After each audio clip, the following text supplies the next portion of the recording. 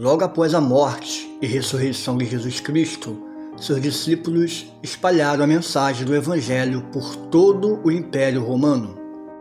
Mas à medida que os apóstolos iam sendo mortos, crucificados, decapitados ou lançados às feras, surgia uma grande pergunta: quem continuaria a preservar a fé verdadeira? É isso que eu vou te mostrar nesse vídeo.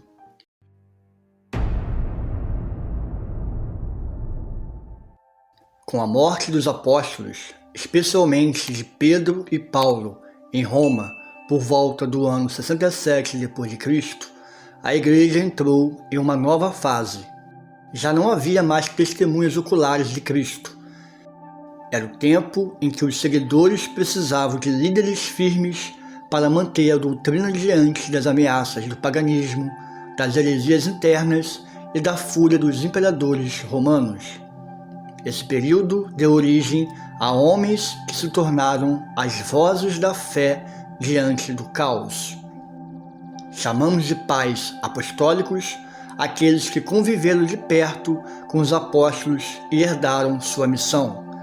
Entre eles destacam-se Clemente de Roma, discípulo de Pedro, que escreveu cartas às igrejas, exortando-as à unidade e fidelidade. Inácio de Antioquia, discípulo de João, que a caminho do martírio em Roma, escreveu 7 cartas poderosas sobre a fé, a obediência e a perseverança. Policarpo de Esmirna, também discípulo de João, que foi queimado vivo e tornou-se símbolo de coragem e fidelidade até a morte. Esses homens mantiveram acesa a chama da fé em meio às sombras do Império Romano. Durante os 3 primeiros séculos, o sangue dos cristãos regava o chão das arenas. Imperadores como Nero, Domiciano, Décio e Diocleciano tentaram apagar a fé em Cristo com torturas e massacres. Foi nesse ambiente sombrio que os pais da igreja se levantaram como guardiões da verdade, registrando escritos, combatendo heresias e fortalecendo os cristãos que sofriam. Entre os séculos 2 e 3, surgiram homens conhecidos como apologistas, que defenderam a fé diante de filósofos pagãos e governantes romanos. Nomes como Justino Mártir, que morreu decapitado, e Tertuliano, que afirmou: o sangue dos mártires é a semente da igreja. Eles enfrentaram com palavras afiadas e escritos poderosos aqueles que tentavam destruir o cristianismo. Com o tempo, a fé cristã se espalhou e sobreviveu às perseguições.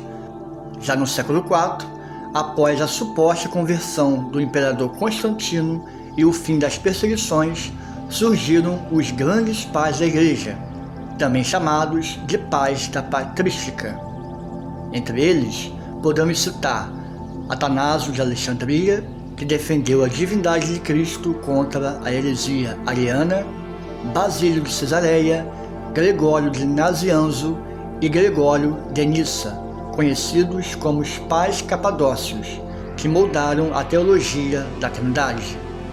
Agostinho de Hipona, que mergulhou nas profundezas do pensamento cristão e escreveu obras que ainda hoje ecoam como pilares da fé. Com o fim das perseguições, a igreja passou de perseguida a oficial do império, mas esse novo poder trouxe novos desafios: disputas internas, concílios, debates doutrinários e o risco da fé se misturar com a política, o que infelizmente acabou acontecendo, e a igreja acabou se aliando ao Império Romano, trazendo práticas reprováveis em relação àquilo que Jesus e os apóstolos ensinaram à igreja primitiva. Os pais da igreja foram homens que surgiram como tochas em meio às trevas. Foram pastores, mártires, escritores, pensadores e teólogos que dedicaram suas vidas para que o evangelho não fosse corrompido.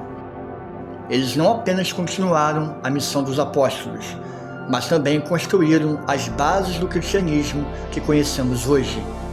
E assim, no rastro de sangue, perseguição e fé inabalável, nasceu a herança imortal dos pais da igreja. Se você gostou desse conteúdo, dê um like, dê um joinha, ative o sininho das notificações.